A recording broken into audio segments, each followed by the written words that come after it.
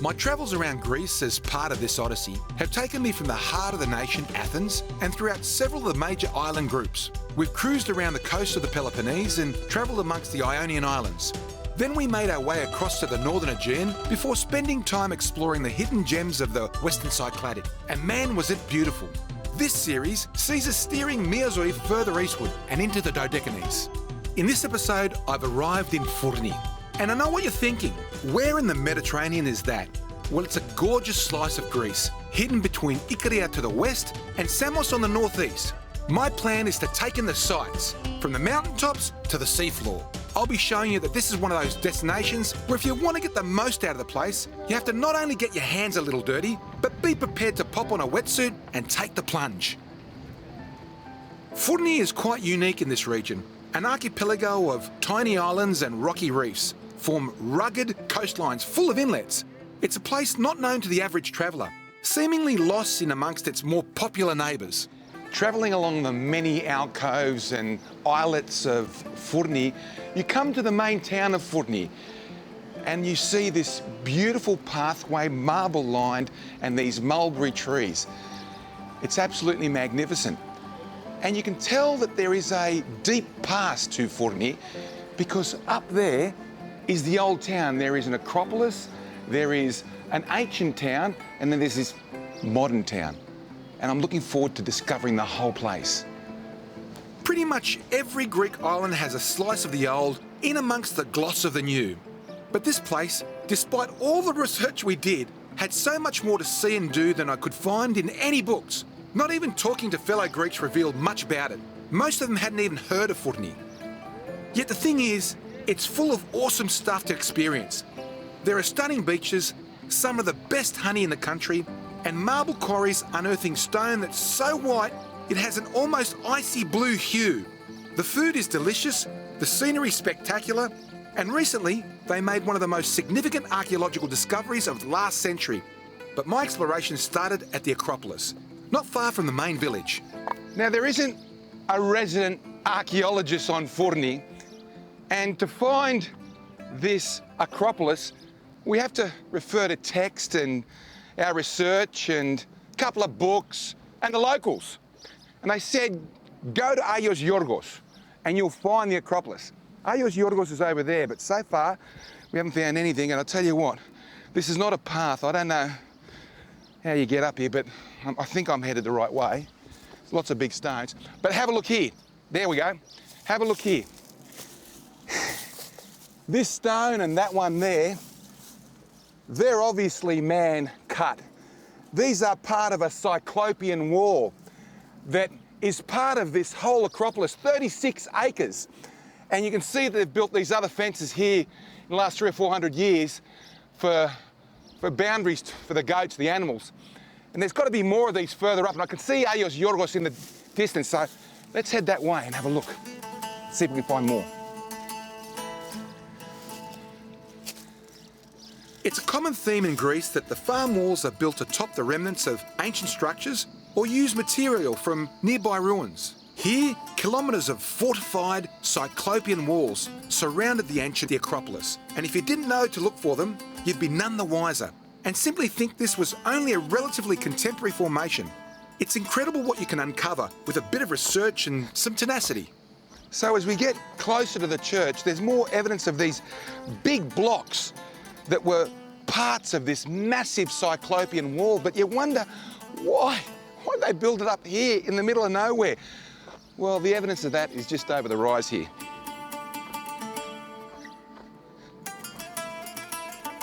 Agios Yorgos, or the Church of St. George, sits perched high above the main port.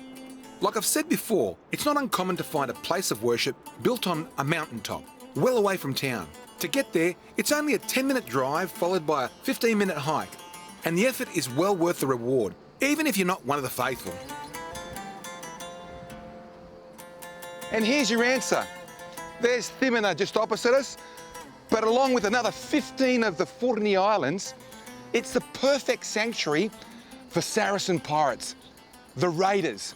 They'd come here, sit around and raid whatever they can. You had to be high up out of the way, build these massive walls, but sometimes it just didn't work. But man, they had an awesome view. Look at that.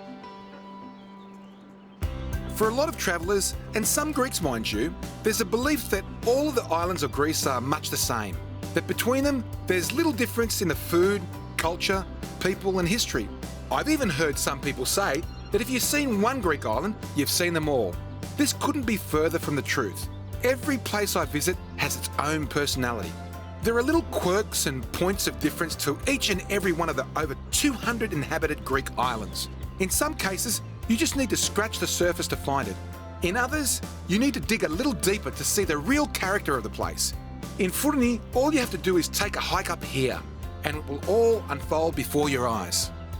Back down closer to sea level, a drive along the coastal roads provides for even more fantastic views. It was a challenge not to stop every 500 metres for a photo. During our little road trip, the majority of people we came across were either locals or second and third generation Greek Furnians from the mainland or United States.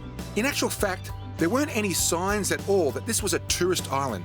No deck chairs and umbrellas on the sand, no beach bars or people trying to sell you watermelon while you're sunbathing. It was as though the place remained untouched by foreigners. Look at this. Unbelievable. This is the beach of ΕΛΛΑΔΑ, but there's Ψηλιάμος, there's Petrokopio, another half a dozen beaches here in Fourni, and they're all awesome, depending on the wind direction. But have a look at it. Aqua blue, green. It's just magnificent, and I feel like taking my clothes off and just jumping in right now. But I can't, I've got too much to do. It's hard to believe that Fourni is only an hour by ferry to the busy island of Samos. I just wonder how much longer it will remain the hidden gem that it is. And I'm so grateful to have visited this tranquil island before it gets discovered by the masses. It didn't take long to get attached to the beaches on Fourni. The peaceful surrounds, colour, clarity and crispness of the water made for an idyllic setting. This particular stretch of sand also had a story to tell, one that's over 2,000 years old. Petrokopio Beach, translated cut stone beach. Cut stone because there's all this marble. This used to be a quarry in antiquity, as you can see from all these pieces. Over here you have a sarcophagus that hasn't been hollowed out yet. You've got column drums, you've got a beautiful architrave here. These are big pieces. This would have been a massive mine. It actually mined stone for Ephesus, for Miletus, all over this region. But what's beautiful about this stone is it's got no vein in it. It's actually an icy blue white. I think it's better than the Thassos, even though Thassos white has been mined continually for 2,500 years. This stuff is very, very special, and it's sad that it's no longer being mined. But have a look at it, will you? If we just get my trusty emery paper, you can see that that pinky hue is actually just, I don't know, oxidation or something, but when you cut it back, you can see that beautiful icy blue. And we just need a bit of water, and we can do this here. I've got two forms of emery paper, hang on a second. Oh, look at that colour coming up. Hey, look, you can see that icy blue coming through now. You can see that rosy patina. That's just a patina, but this is actually the colour it used to be. Have a look at that. Look at the, that is absolutely wonderful, isn't it? Anyway, this stuff was used in Ephesus on the library, and you can see why. It's just a beautiful marble. Anyway, I might go and see where it came from, the quarry up the top here.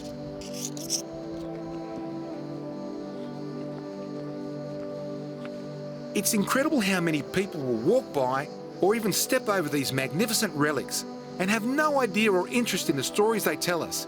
It's thousands of years of history now lying silent on a beach. Wow, just look at this place.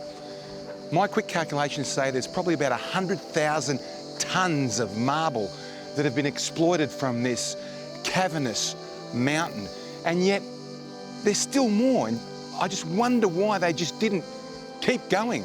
There's probably some reason for it, whether it's economics or region or whatever, but it's sad that they left it like this. It's sort of like they just up and left. Of all the mines and quarries we've seen across my journey, from Thassos and Seriphos to Kymelos and Milos, this place has now become my favourite.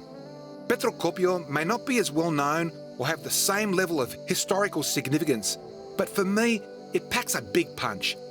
It's rare to see so much stone quarried, cut and shipped from an area the size of a football field. At its peak, it would have been a hive of activity. Hundreds of men would have been clambering over the piles of stone and scaling the cliffs. When I think of the history and industry that once was, my imagination runs wild. Above the quarry and scattered along the hillside are beehives. It's a common scene on Greek islands, but here, thanks to the mix of wild herbs growing across the landscape, the honey produced is particularly different and unique in flavour.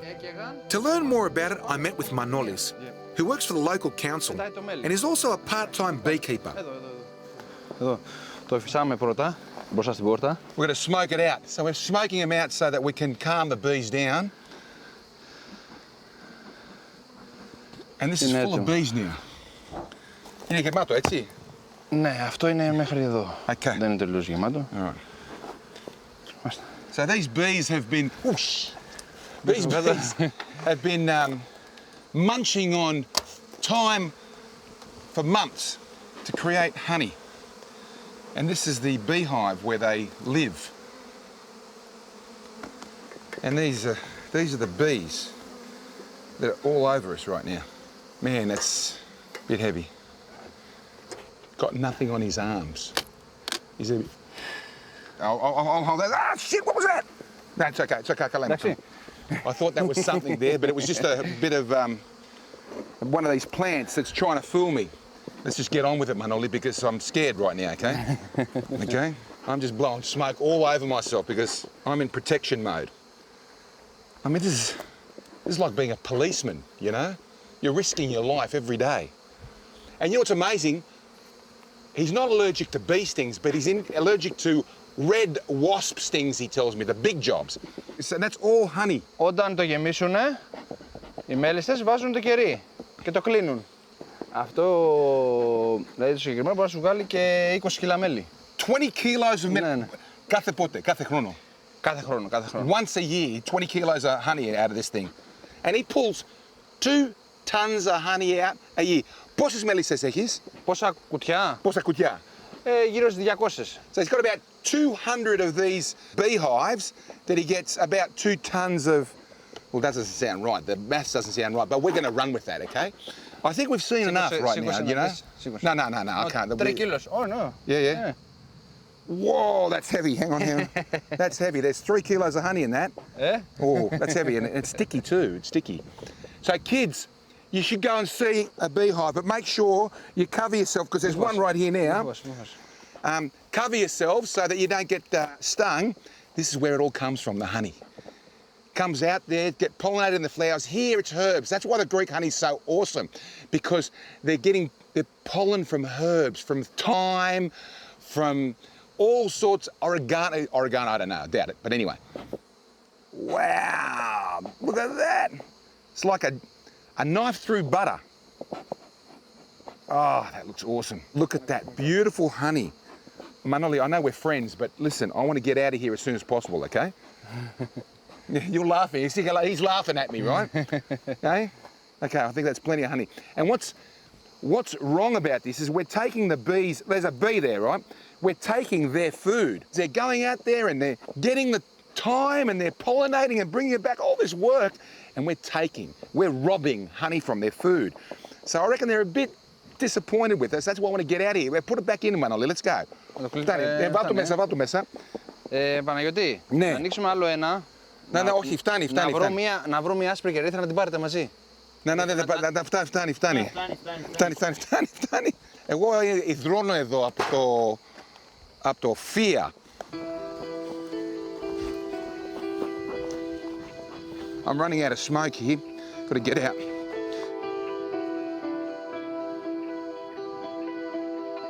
You've got 2 materials here. You've got the beeswax, which is this perfect hexagonal prism. It's a chamber that holds the honey inside. And look at that honey, it's beautiful. And the honey you eat, you can do a lot of things, cook with it. And the wax, the beeswax, they use it for candle. Nothing gets thrown away, everything gets used. It's absolutely awesome. Manoli, ευχαριστώ πάρα πολύ, mate. You're an absolute gentleman and you're always smiling. I love you for that, mate. Ευχαριστώ πάρα πολύ, eh? Bees are under threat across the globe. In some places, they're already completely wiped out. This shouldn't be taken too lightly. According to the Royal Geographic Society in London, the bee is the most important living thing on Earth. And Einstein predicted that if bees become extinct, 4 years later, humans would too.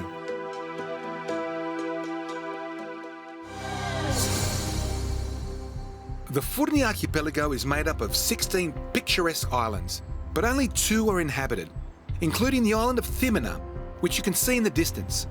The other unpopulated landmasses have little more to offer the inquisitive traveller than their majestic geography. Other than sheltering yachts and fishing boats, you'll come across very little in their pretty bays. The feeling of isolation appeals to me. Nothing's more enjoyable than swimming at a pristine beach with only your thoughts to bother you. One of the few things that does compare in enjoyment is Kyriakos' cooking. He always insists we try to eat the freshest of produce sourced from the island we're visiting. In this instance, he was keen to cook something special for my son Irenaeus. In fact, his favourite meal, honey glazed goat.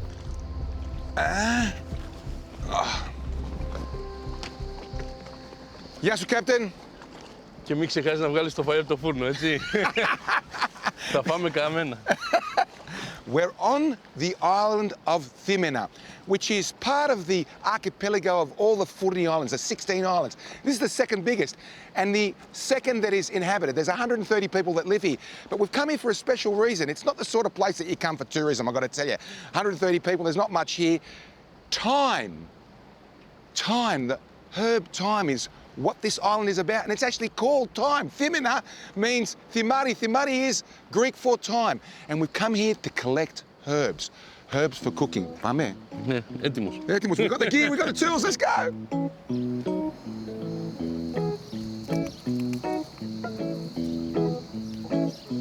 It's a treasure trove of herbs. Look at all this, the purple is the thyme. It's blossoming now, and it'll blossom for the next couple of weeks.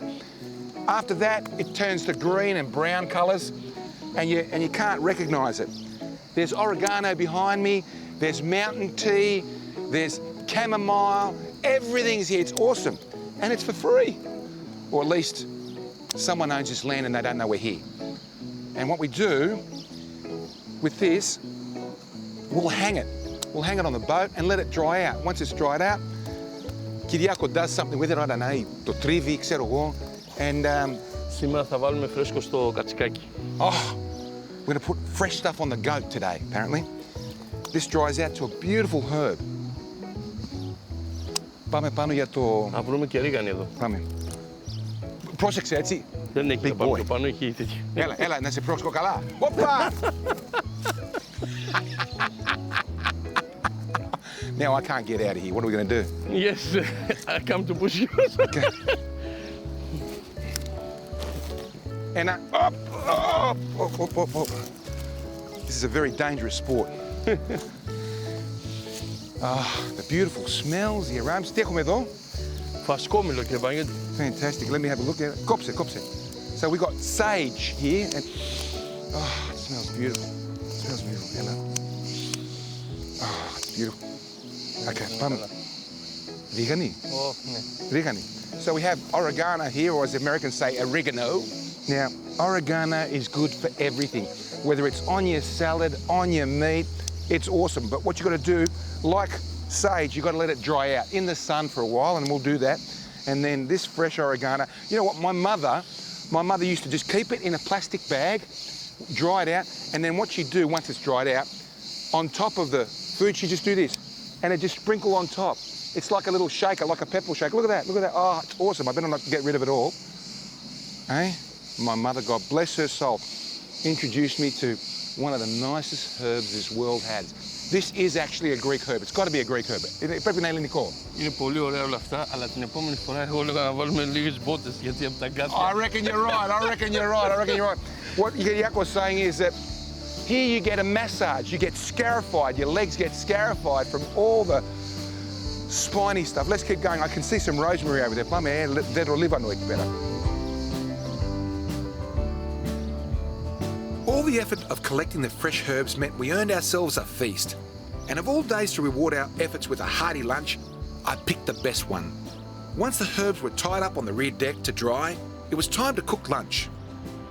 For those of you at home, you might want to record this segment because this is one of the best recipes you'll come across.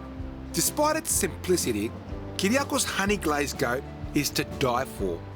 All you need is the meat, a bit of salt, 1 onion, some rosemary, 2 oranges and honey. That's it.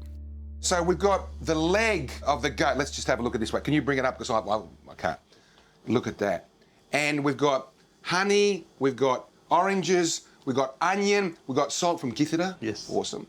And we've got rosemary. And all this goes together and it makes honey goat. And we're looking forward to, what do we do first, Kyriako? What's the first thing we do? Εύκολα πράγματα. Θα πάρουμε να τα λαδίσουμε. So we put salt on them first off. Plenty of Kytherian salt. Irenaeus and I had this meal on Samothrace a year ago. Since then, he's asked countless times if we could have it again. And in time, it's now become a favourite dish of mine too. This is the first phase. Και θα το ψήσουμε για 2 ώρες. 200 degrees for about 2 hours. Ναι, και θα αρχίσει, μόλις αρχίσει μαλακώνει, θα συνεχίσουμε με τα επόμενα. That's the first phase. Let's throw it in. Εύκολα πράγματα και πάει. It's easy. It's easy, man. The kids should be doing this at home. With the juice of a couple of oranges and some of Manoli's local honey, the job's complete. Look at that, man. Look at that. Βλέπετε ότι έχει το δικό του λίπος. Yeah. So there's some juice and the fat has gone into it and it's mixing beautifully. Oh, it's fantastic.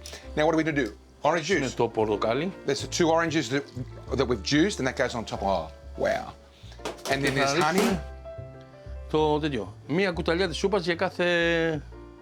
A soup spoon of honey per leg. And I've got to tell you, have a look at that. Just, oh, look at the glaze on that, will you? Is that awesome? Και τώρα τι γίνεται? Θα το βάλουμε ξανά για μισή ώρα κλειστό. Okay, let's do Και it. άλλη μισή ώρα ανοιχτό για να γίνει πιο crispy. Και τελείωσε. Fantastic. Είμαστε έτοιμοι.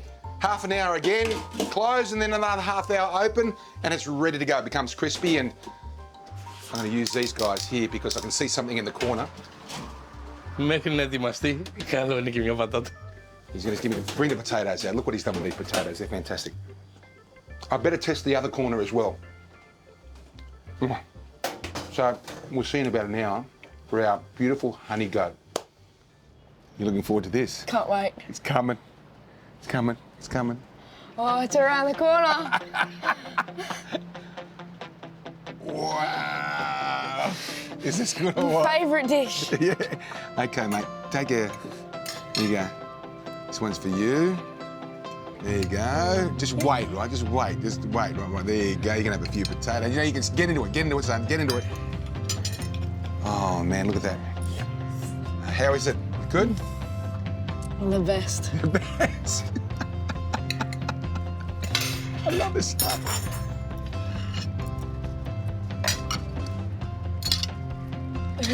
We need Kyriako to come out here. What we need to do is not take any clothes back to Australia with us and put Kyriako in our bag. What do you reckon? Yep. Cheers, buddy. Cheers. Cheers. Siniasas. Siniasas.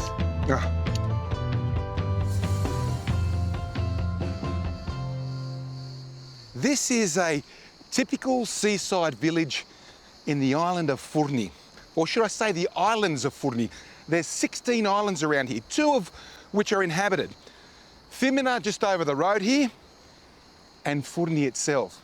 And have a look at it. A couple of tavernas, a beach, a little port for a couple of fishing boats. It's absolutely awesome here. This is just one of those islands where everybody is just absolutely awesome. Fourni in Greek means ovens. This place was burnt to the ground many, many years ago for the charcoal out of the trees. But it's also called corsair, pirates in French or Greek, because the pirates used this archipelago for hiding their ships and then going off and doing their dirty deeds and coming back. What's happened this century, though, is the biggest find of sunken wrecks from antiquity all the way up to the 19th century, 58 of them, and it happened only a couple of years ago. It's a big find, and we're hoping to dive on 1 or 2 of those old vessels. To explain what was found in these waters, we got in touch with Dr. Yorgos Koutsouflakis. He's one of the most experienced underwater archaeologists in Greece. In simple terms, between 2015 and 18, he and his team discovered 58 shipwrecks from the 6th century BC right through to modern times. The scale of this find has shaken the scientific world. I suggest we have a cluster of shipwrecks in the east side of the island around this area here. We have a good number of shipwrecks that are located in a short stretch of land, 100 to 150 meters long. Fantastic. The oldest wreck we're going to visit is a shipwreck of the 6th century BC carrying a cargo of Samian amphoras. How long now, Yorgos, will it take to go out there and do each wreck one by one and actually excavate the wrecks? Oh, it's going to take a few generations more. Wow. Yeah. Wow. So one wreck, how long is it going to take to do one wreck?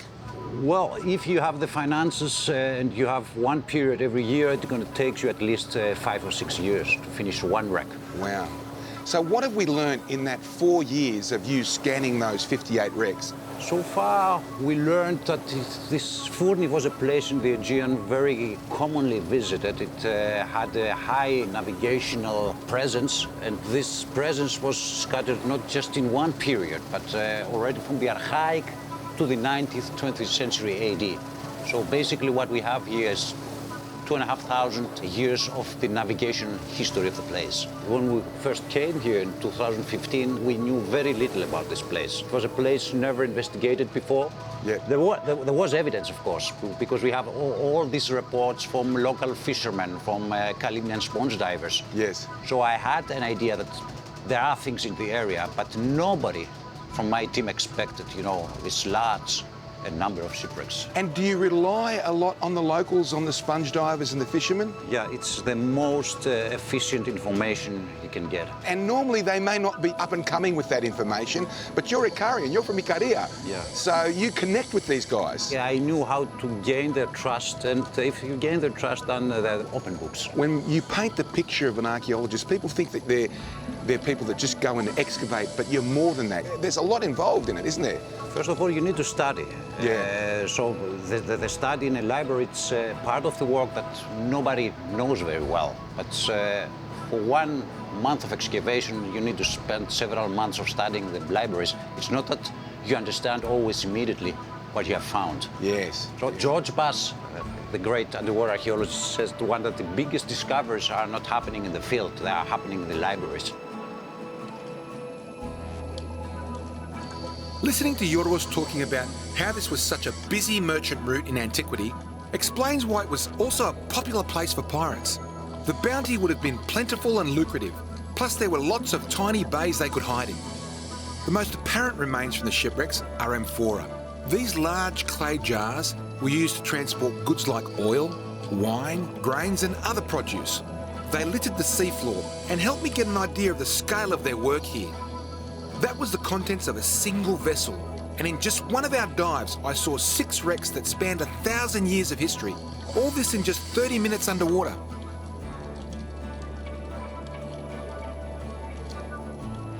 Diving on ancient wrecks isn't exactly like most people envisage. You're not swimming through the hulls or the superstructure of the ships. In the case of wrecks 200 years or more in age, all the timber and iron rots away and there's nothing left of the vessel itself. Only the non-biodegradable contents. But from the material that remains, researchers are able to learn quite a lot. For example, by studying these amphora and the different markings on their sides, they're able to identify its place and date of origin. Using that information, they can then piece together the exact route and time of the ill-fated voyage, as well as the contents of the ship.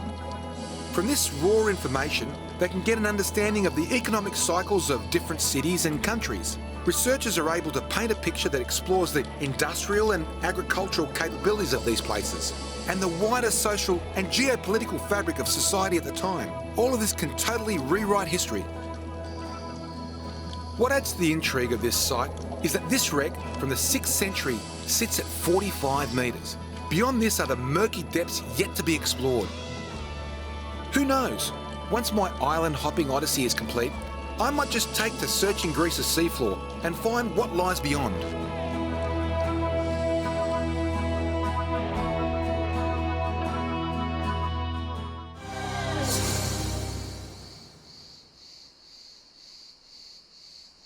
A lot of people ask me, Pete, what is your favourite island? Yes, I've been to 100 Greek islands, but I'm no expert. And it's a subjective thing because, you know, you could be a clubber, you could be a beacher, you could be a historian, really different. But for me, Fourni is right up there. It's a quiet island. The people are so welcoming. I got to dive on one of the most historic wreck dives this century. I got to swim at some wonderful beaches. And I'm a builder, so I saw some nice marble as well. But overall, the people, you can't go by the people. And these beautiful meadows, the contours of this island, of these islands, it's almost like it's naked and showing itself to you. The colours, just check this out, it's just so good. But I don't necessarily want you to come here in droves because I don't want to ruin the place, because I want to come back. Occasionally I come across an island that leaves me with a sense that I could have hung around all summer and read a few books while sitting on the beach. Fourni was one of those, but our time there was limited and my journey was headed west to an island that's similarly quiet. However, it's well known to Greeks and those that study the human species alike. I couldn't wait to get there because I'd read more about this place than any other on this trip. This was going to be my first time visiting the island of Ikaria. And for someone who's been to as many Greek islands as I have, that's quite a statement. In 2012, it was labelled a blue zone, which means it's one of the handful of places where the people live for a very long time. But that's just one of the things about Ikaria that interests me. We've just motored into Ikaria. This is Evdiros, one of the main ports. Used to be the national capital, but this is not typical of Ikaria. Ikaria has like 52 villages and a lot of smaller settlements. And if you like Bob Marley, well, you're going to love this place because there's a lot of Rastafarians here. But more importantly, there's a lot of people that live into their hundreds. They say that this is the island where people forgot to die because they live forever. I don't know if it's the diet, the community, what they do, but I'm going to find out because already I'm feeling good about this place. I'm feeling younger.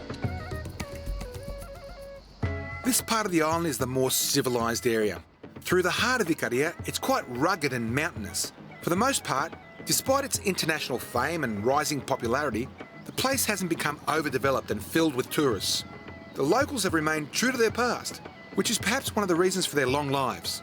It's a sleepy port full of taverns and bars with tables right on the water's edge. But things move slowly here, so don't expect an early breakfast. On the plus side, if you're a night owl, things stay open quite late here, like most of Greece. Just keep it down because I'm early to bed.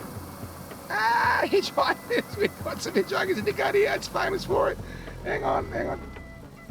Τι κάνετε? Πάτε. Έλα, πάμε, let's go. You know, I've never picked up hitchhikers in my life, but it's Ikaria and it's famous for it, so I'm picking you up. Right. Now, Animasti, it's not too far from here, is it? No, it's about 5 kilometers. Well, what's your name? Eleni. Eleni? Angeliki. Angeliki, I'm Panayoti, let's go. Thank you very much. Thank you very much. So tell me, do you hitchhike much? Do you hitchhike a lot? Not only here. Only here, only in Ikaria? Okay. My first time. Your first time, okay. My first time too. Because Ikaria is famous that people hitchhike in Ikaria, right? Yeah, so we're here. Yeah. And where are you from? Athens. Athens. From Athens. Yes, Don't I- drive.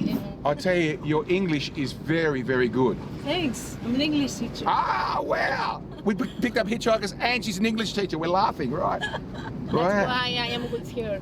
Oh, yeah, well, that's fantastic. I Well, always feel safe. but you know what?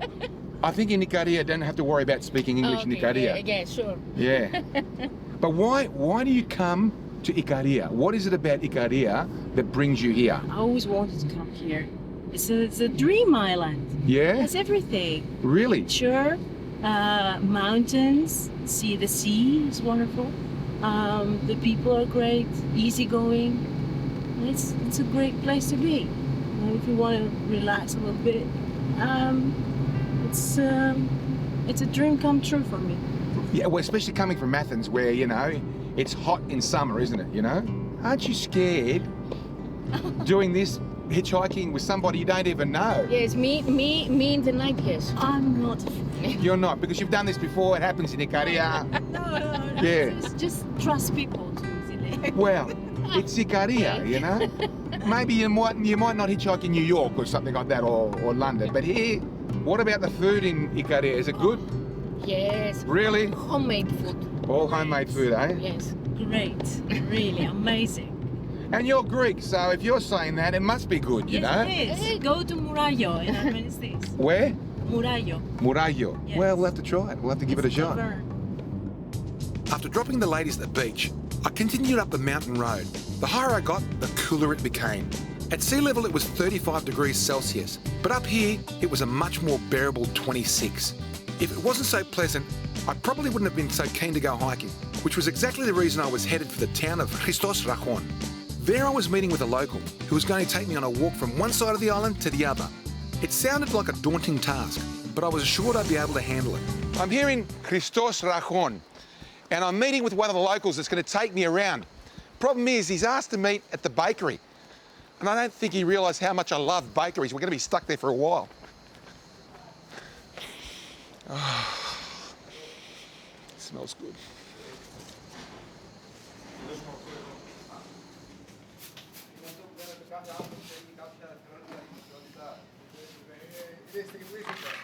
Every village in Greece has two businesses that locals will visit on a daily basis. There's the kafenio and the Furno, which in Greek means the bakery. It's not hard to find the latter of the two, you just need to follow your nose. There you'll find the staples like fresh bread and cheese pies. Some even make pastries and other sweets. This particular bakery has a long tradition and a great story too. It also happens to be one of Lefteri's favourites.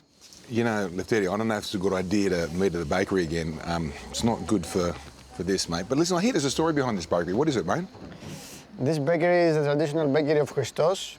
It turned to be a bit famous because one of the previous persons that were operating the bakery, he had a peculiar approach of the work. Actually, he had to do much more stuff. So he was producing the bread in the morning and he was leaving the bread without anybody else inside the bakery because he was also a farmer, a fisherman, a winemaker. So he had to keep working. He just left the bread out there? Yeah, and he was coming later in the midday to collect the money and close the Well, bakery. people would just leave the money on the counter? Yeah. And that was it? Yeah, but it was not that he was not interested to work or he was lazy. He had to do the rest of He was work. Of the daily It was stuff. a trust thing. Yeah, it was a matter of trust. Man, I don't know if that'd work outside Ikaria, I can tell you. These Icarians, they're very trustworthy people.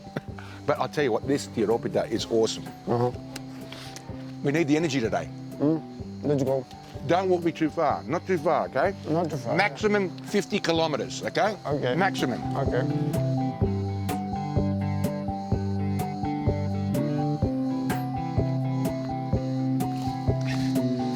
So Lefteri, what's significant about this gorge? This is one of the Natura zones of the island, which means that it's an important biodiversity area. And also it used to be the holy garden of goddess Artemis, because she was the protector of the wildlife and nature, and she was the only person who was allowed to hunt. So this was a technique for the societies in the prehistoric time.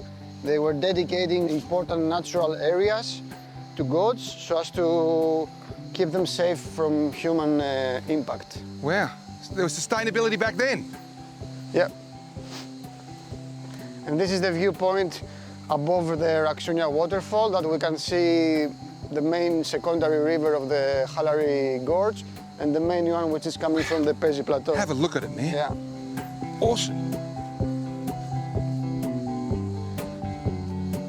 Ikaria is an island of dramatic landscapes and an equally theatrical mythology.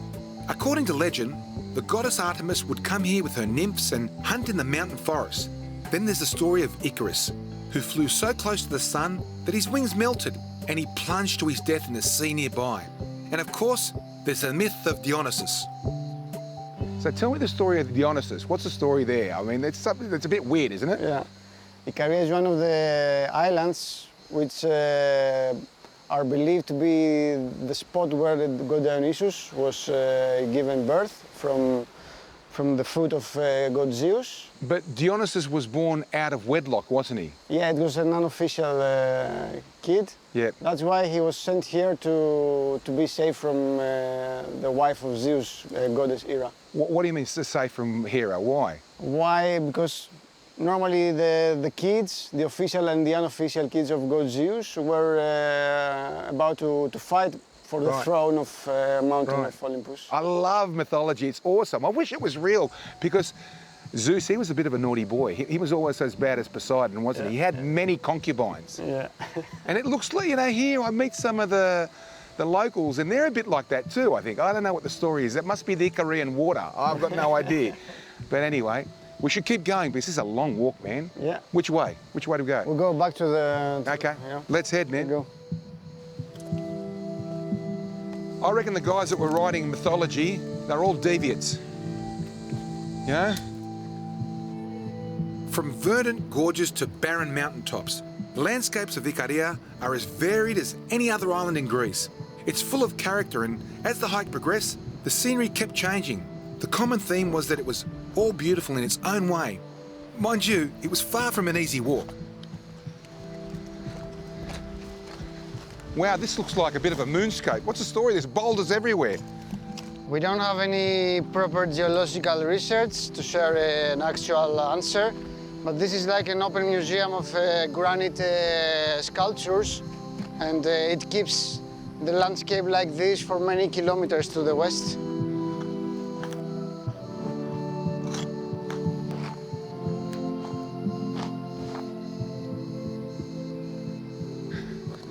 So, Lefteri, this is the south part of the island? Yes, now we are facing southwest.